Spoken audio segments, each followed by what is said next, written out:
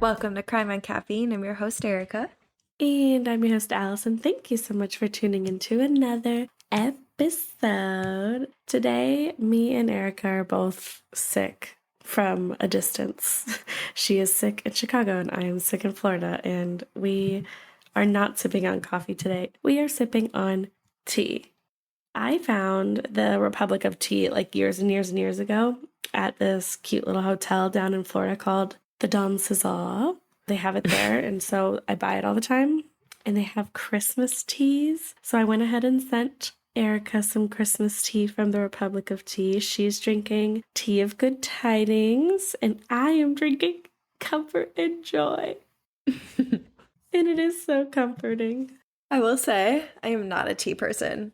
The only tea that I drink, you know this. I know. The only tea I drink are like chai lattes. And then, so Allison, the one time I got Starbucks for you and you got the Passion Tango whatever, and I tried it and I told you, we said it in an episode. What did I tell you it tasted like? I don't remember, but I get unsweetened passion fruit tea there, like at Starbucks. Oh, wait, I told you it tasted like when you have a pool and it rains in the pool or like something like that. I don't know. But I started drinking that with lemonade. That was her mistake, everyone. No. The Passion Tango iced lemonade, whatever, from Starbucks is really fucking good. So I like fruitier teas. So this one is good. I tried to drink coffee and I couldn't even stomach it. So this is gonna have to do.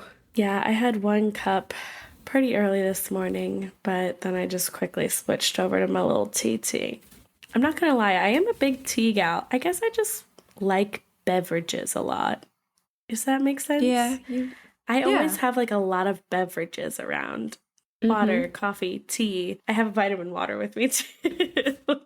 I have so many... weird. I feel like I'm the opposite. Really? I hate drinking things. But yeah, so we got this tea and I like it. I have like 3 teas in my cabinet right now, which is, I'm growing. I have a whole tea like section in my kitchen, so It's sanctuary. my coffee and tea section in my house is a little overwhelming, to be honest. So I need to reel it in on that front. But if we sound a little wild, it's just because we're a little sick right now. That's all, guys. Probably because it's 18 degrees wherever Erica is. I'm sorry. I'm freezing. I'm adjusting. I wear 3 coats outside. You chose this life. You gotta do what you gotta do. I did choose this life. Why? But yes, today we be sipping on lots of tea for our little sick bodies because we're getting ready for Thanksgiving and we can't be sick. Exactly. And I'm going to give you the tea on an unsolved case that took place here in Chicago. I love it. First, I want to say happy Thanksgiving to everybody because it's tomorrow. You know, Thanksgiving's a time to be thankful, and we're thankful for all of you. We are so thankful for all of you. I can't believe we've been doing this for just a little over 6 months now, I want to say. And you guys have been so supportive and it's been amazing. And it's been so much fun making these episodes. And we're just really glad that you guys enjoy them. Yes. Thank you guys so much. And hopefully this week or next week we'll be hitting that 9K.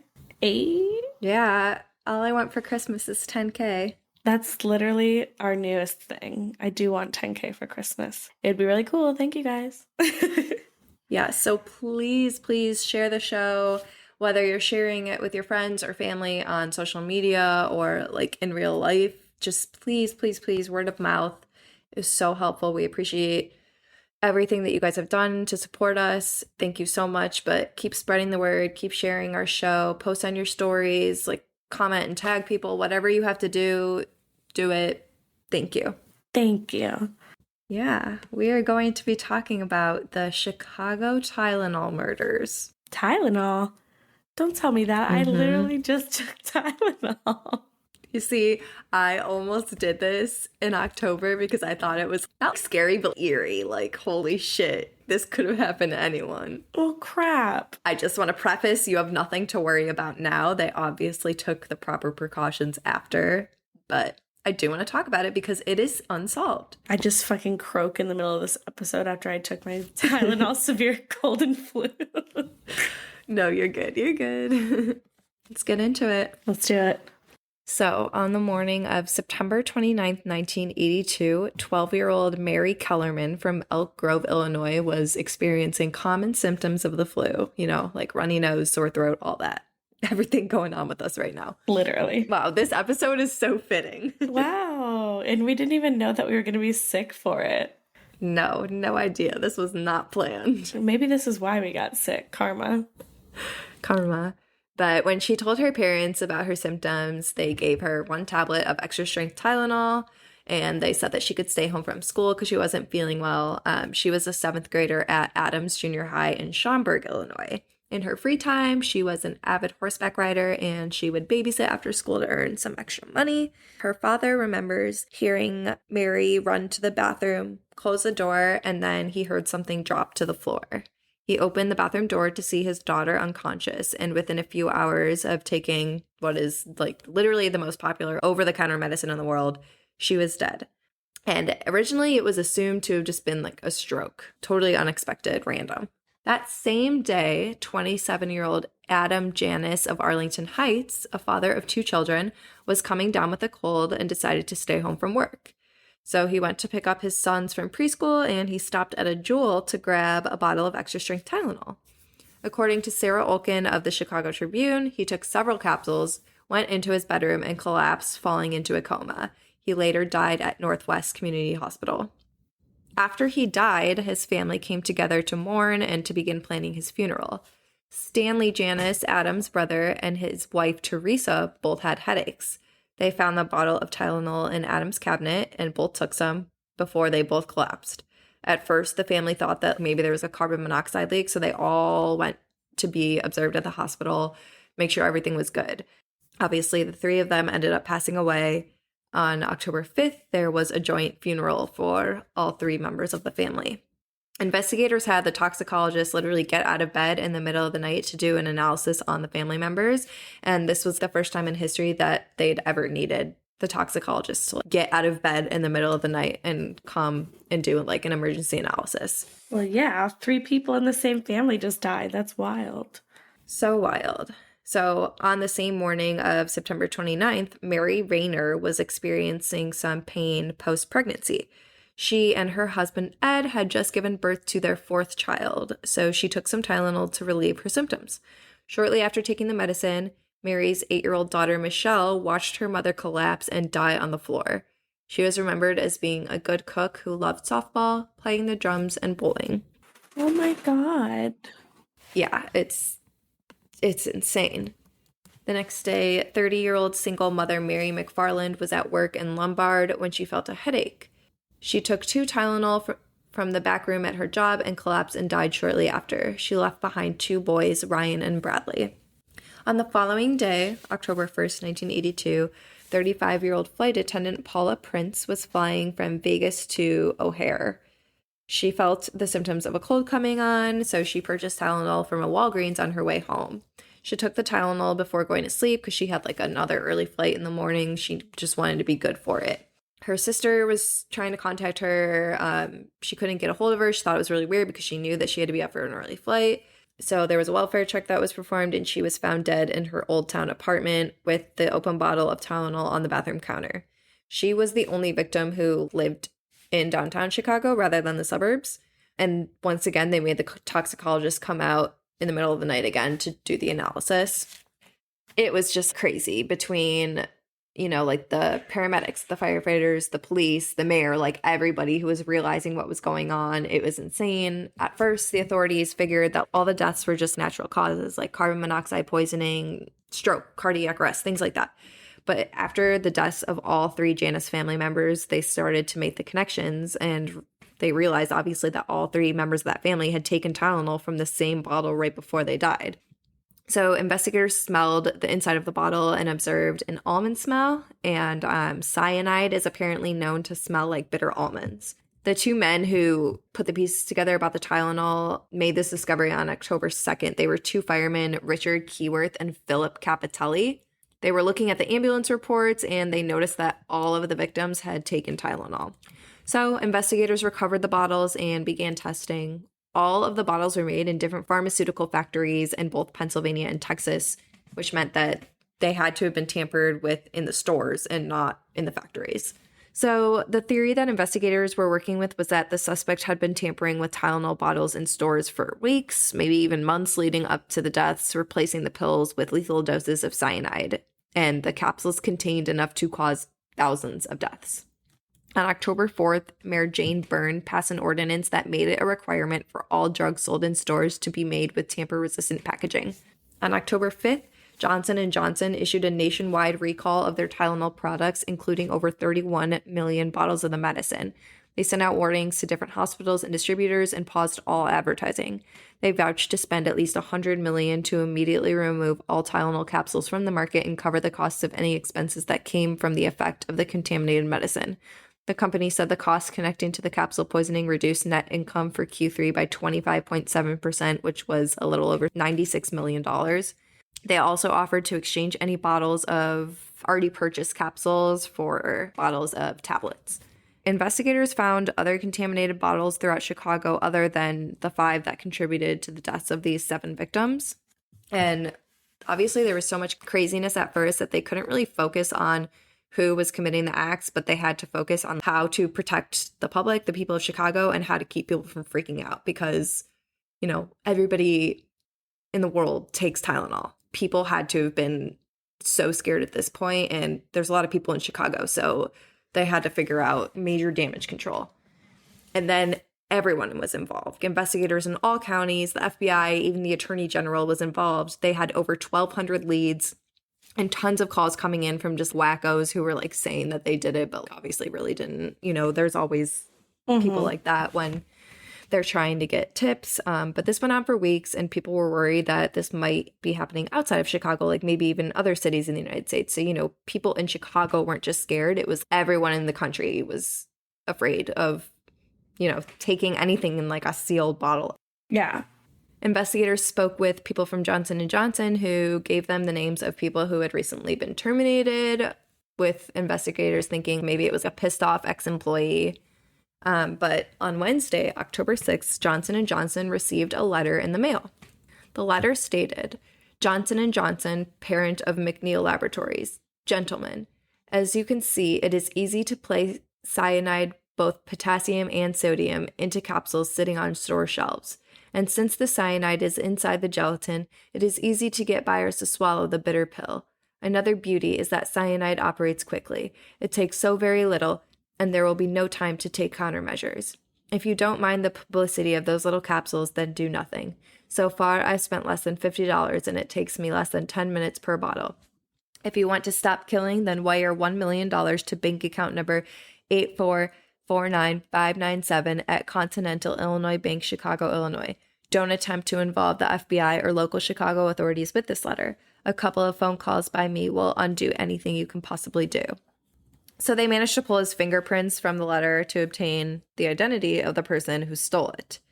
Now, the bank account info provided was that of Frederick Miller McKay, but it wasn't the person whose fingerprints were on the letter. The fingerprints actually belonged to a man named James Lewis. Frederick Miller McKay was his wife's former employer, who Lewis believed, quote, stiffed her out of $511. So he was essentially trying to make it look like McKay was responsible for this entire thing, and he wanted to blame the murders on him. So he was like seeking revenge over $511. It's a very specific number. I know. They spent weeks investigating him. He ended up going to prison for like 12 and a half years, only serving 13 years of a 30-year sentence for extortion, not for the actual crime of Tylenol murders. He was released in 1995.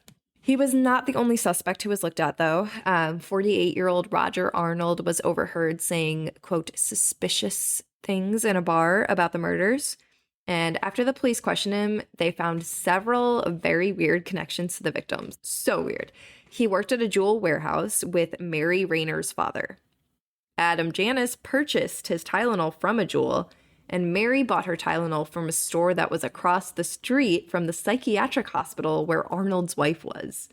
So just like really, really random circumstances. If you're like looking at it backwards. Obviously, whoever did this didn't know exactly who was going to go into the stores and purchase the bottles. So obviously, the victims were random. I think it's just the weird connection to Jewel itself. But obviously, Jewel wasn't the only place where people were getting the Tylenol. Like I said, Paula Prince got hers from Walgreens. But they ended up searching Arnold's home and they found how-to crime books in his home, along with what they called chemistry, which was speakers and other chemistry equipment with powder that was later just found to be potassium carbonate. So he refused a polygraph, and investigators, they didn't have enough evidence to charge him with any crime, but he was really pissed off that someone had tipped him off to investigators. And the person that he was angry with for this was the owner of that bar, Marty Sinclair.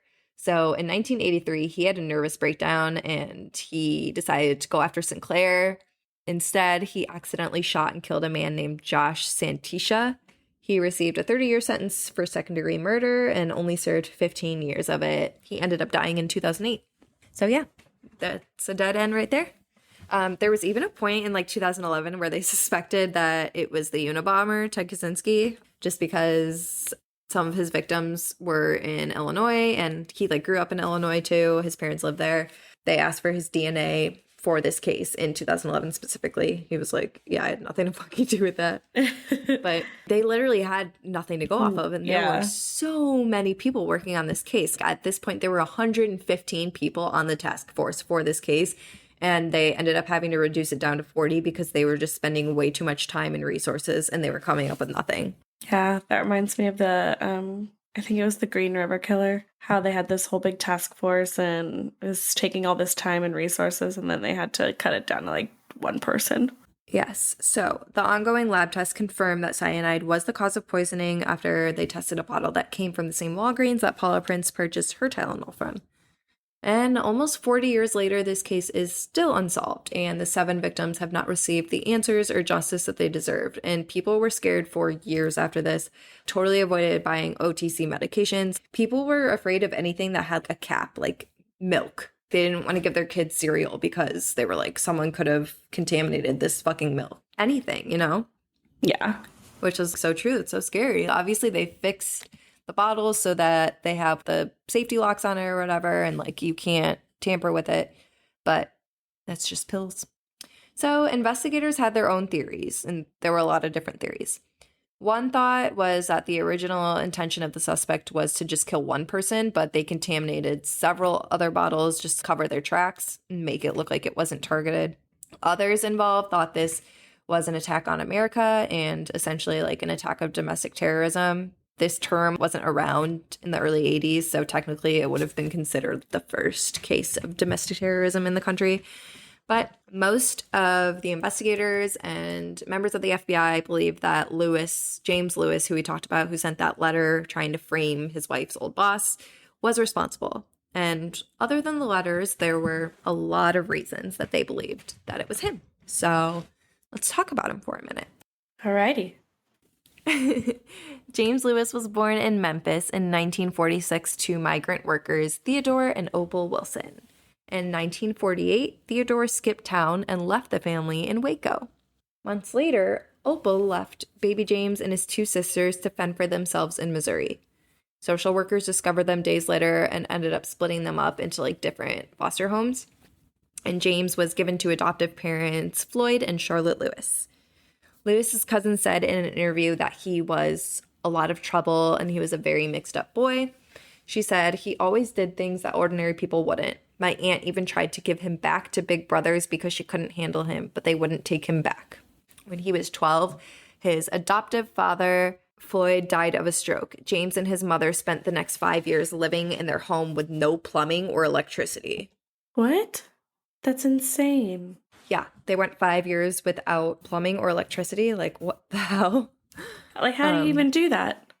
I don't know. You can only imagine how stressful and traumatic that was on their lives. But yes. In 1964, Charlotte remarried to a groundskeeper at a local golf course named Glenn Nelson. At this point, the problems with James scared Charlotte so badly that she slept with a gun underneath her pillow. And it was interesting because schoolmates said that he was trusting, he was kind, he was vulnerable, he was like super helpful. So people would often pull pranks on him and bully him because they knew that he wouldn't do anything about it because he was so nice.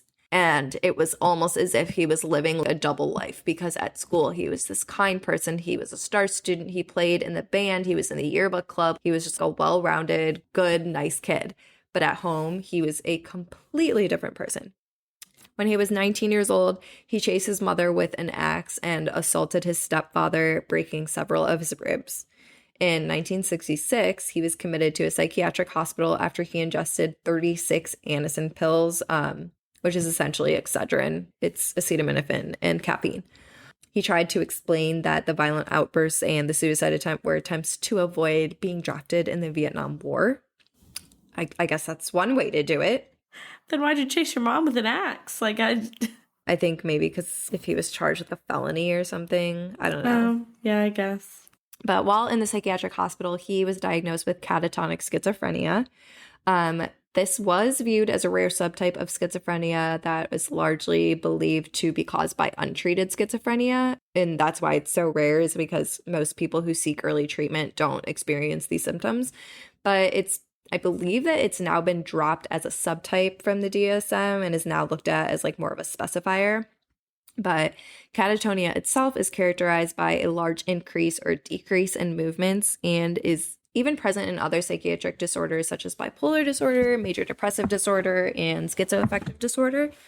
It occurs in only about 7% of schizophrenia patients, and it may include the following symptoms: verbal unresponsiveness, immobility, remaining in one position for extended periods of time, repeating other people's words, repeating their movements, fixed gaze, extreme restlessness or movements, distorted facial expressions, abnormal, repetitive, non-goal directed movements.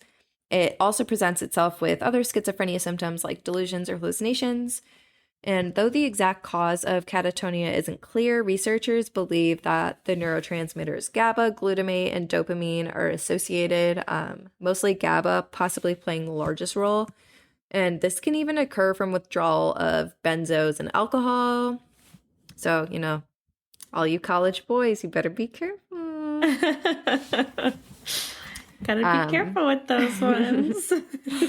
But, it can even be triggered by use of antipsychotic medication. So they really don't have the exact cause. They just have some little theories. But like I said, in high school and middle school, he was a really good student and he liked school. He attended the University of Missouri at Kansas City, where he met his wife, Leanne, and married her in 1968. The following year, they gave birth to a baby with Down syndrome and a lot of other health issues, but they were so happy. Nothing was going to change how happy they were to be together, to have a family. He was on the up at this point, So they worked together as bookkeepers, and then they eventually ended up opening their own tax service business. And they would bring their daughter, Tony Ann, to work, and she would just sit in the window and wave at everybody who walked by. Aww. Really cute. And one day, a man named Raymond West was waving back at her, and he walked in and soon became a client and a very close friend of the family. And he was super supportive of them when Tony Ann had to get corrective heart surgery, and he was super supportive of them when she ultimately passed away due to health complications. He was a very good friend to them. Aww. In 1975, they moved much closer to where West lived. And in 1977, Raymond West's mom passed away and he retired, and he actually almost died that September in a huge flood, but he was saved by his neighbors, pull him out of it, which is kind of amazing. But yeah, he was a really helpful, kind man. And on Sunday, July 23rd, 1978, was the last anyone had ever heard from him. West's longtime friend Charles Banker became very concerned and immediately went to West's home and involved the police. He gave them the names of all the neighbors that West associated with, and he gave them James Lewis's name, who he referred to as the tax man. When investigators questioned Lewis, Lewis said that West went to the Ozarks for a few days with a girlfriend, but Banker said that this was bullshit and that he would have never kept this from him and he wasn't seeing anyone, let alone taking a girl to the Ozarks. So he ended up filing a missing persons report because he was super sketched out. And he went back to West's home a few days later to check it out, see if maybe he came home. Lewis said that he was going to come home in a few days. When he returned to West's home, there was a note on the door on paper from James Lewis, his company, Lewis and Lewis, and it read, Ray is out of town until Thursday, and like to call James if you had any concerns or whatever.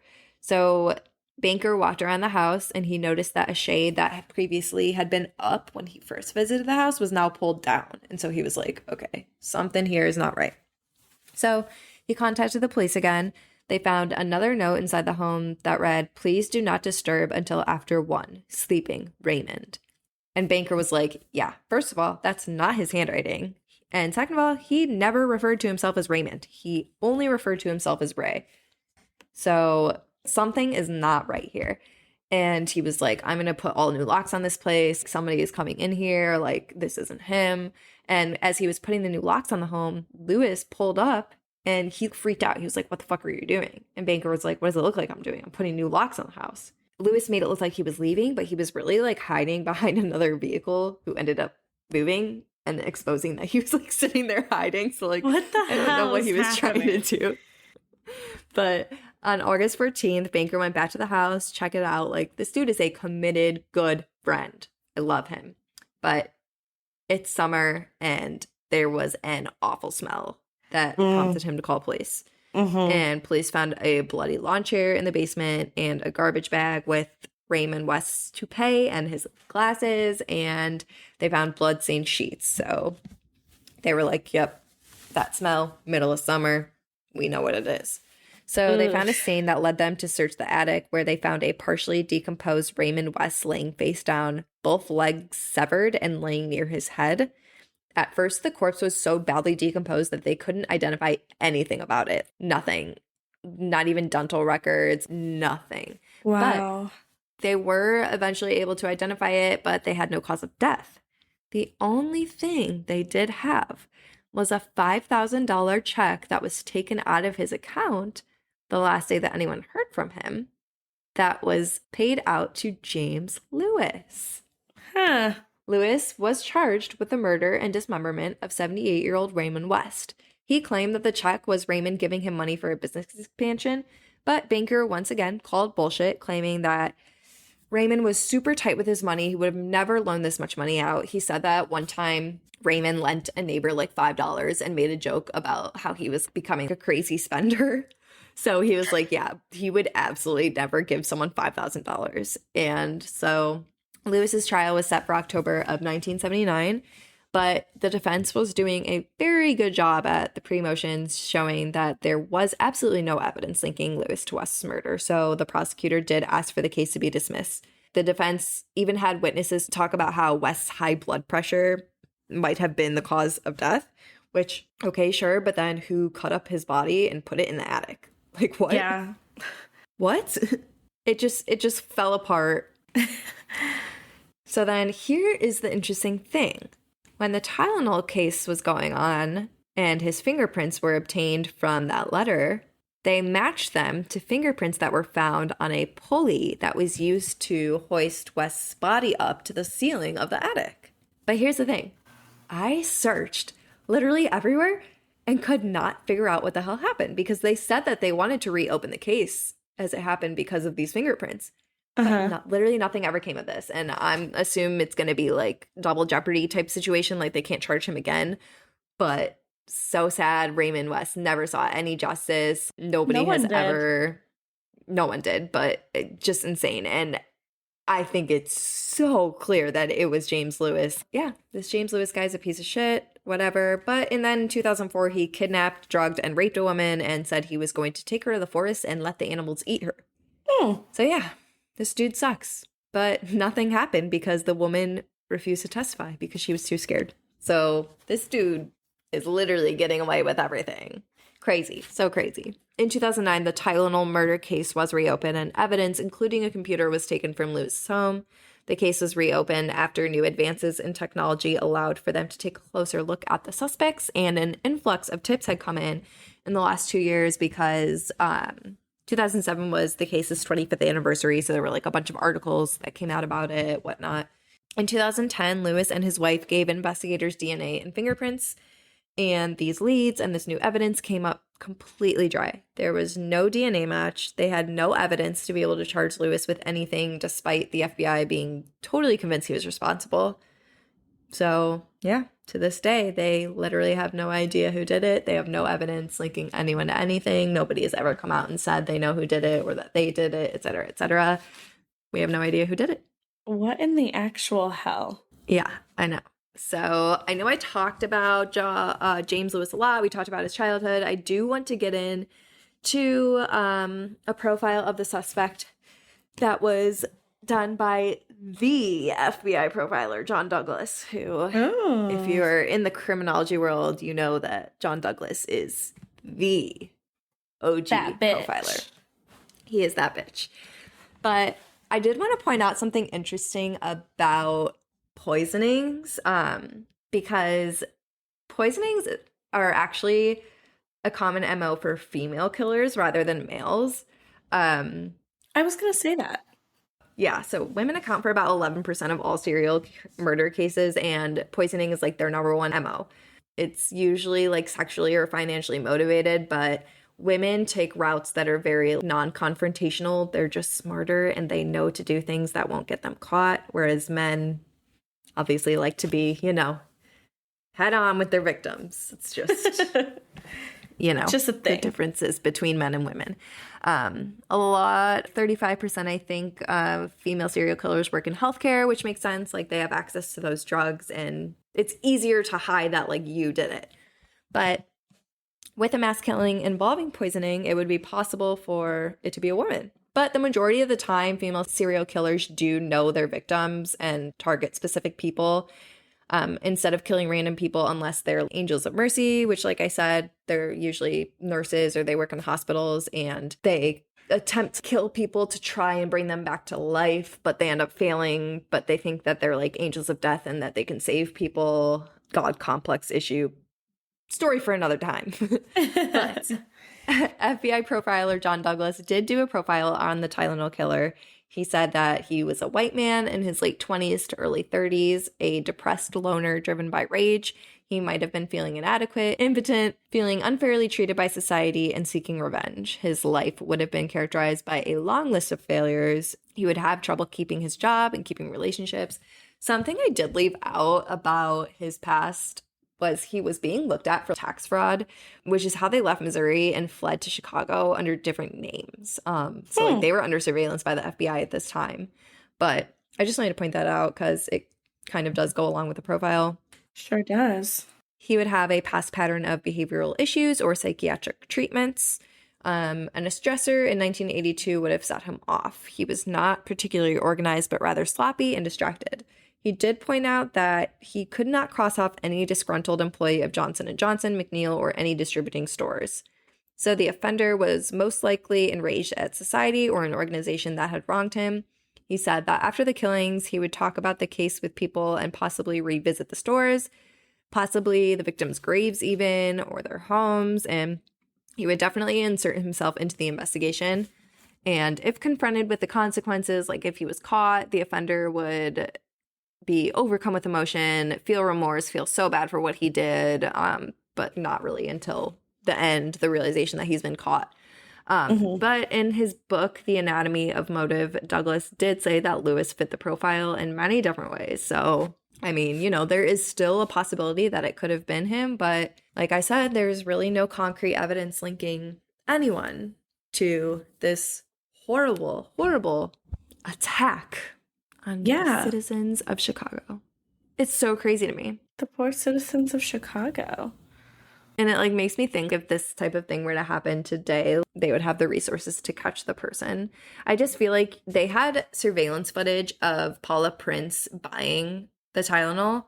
So why was there no surveillance footage of anyone who went into any of those stores to see someone? There had to have been footage of someone tampering with fucking Tylenol on the shelves.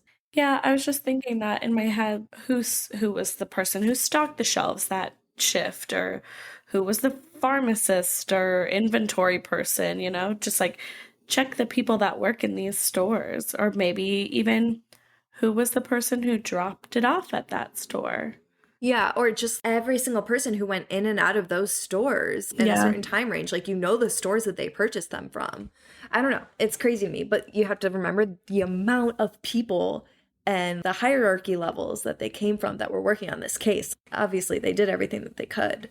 So, very upsetting that this is still unsolved. I don't really see this ever being solved. I just think if it was Lewis, if it was any of the people that we looked at, it probably would have been solved by now, especially with the DNA analysis in 2010 coming back negative. I mean, Yeah. yeah, that was the Chicago Tylenol murders in 1982. That was kind of wild. I've never even heard of that, I don't think. So wild. You know what? I just can't do these unsolved cases because now I'm just sitting here like, what the, what the hell? Think about the hit to Johnson & Johnson, though. There were a lot of case studies done on their PR moves and stuff after that. Ooh. I know, we're in advertising, so that's like something interesting to us. Probably no one else would want to read those, but I found it really interesting if you want to go read it. I will. But yeah, pretty sure they're splitting up into 2 different companies today, so. Are they going to be Johnson? To Johnson? Johnson? And Johnson. Are they going to just split into Johnson and Johnson? Now that would be iconic. They really No. might be. So yeah, that was my case. Thank you guys so much for listening. If you enjoyed, or even if you didn't enjoy, please share with your friends. Follow us on Spotify, subscribe on Apple Podcasts, leave us a review, 5 stars only. And yeah. And if you didn't enjoy, don't tell anybody that you didn't enjoy it. Especially not me, because I will cry. We're a little sensitive over here on Crime on Caffeine. We are very sensitive. I am not one of God's strongest soldiers, and I know that. I'm an internalizer, so I'm not outwardly sensitive. But inside, I'm fucking pissed. No, but for real. Thank you guys so much. We appreciate all of you. Again, we are thankful for you all this Thanksgiving. I know that like the last few episodes I've made the request to have people share our posts to their stories, and I continue to only see Nate doing it, so where are you guys at? Only my boyfriend does it, so where's everybody? You guys have been a little quiet lately. Like, it's okay, you can share it. No, but thank you guys so much. Yeah, we say thank you a lot, but that's okay. It's just because we're really thankful. So we'll let you guys go enjoy the night before Thanksgiving. Like, I know me and all my friends, we get a little rowdy on the night before Thanksgiving. Be safe tonight. Yes, please be safe and eat so much tomorrow. And tell all of your family members at the table about our podcast. Great Thanksgiving dinner talk. It's the perfect Thanksgiving dinner talk. I know I will be talking about it. Awesome. Well, thank you guys so much for listening, and we will catch you on the next episode.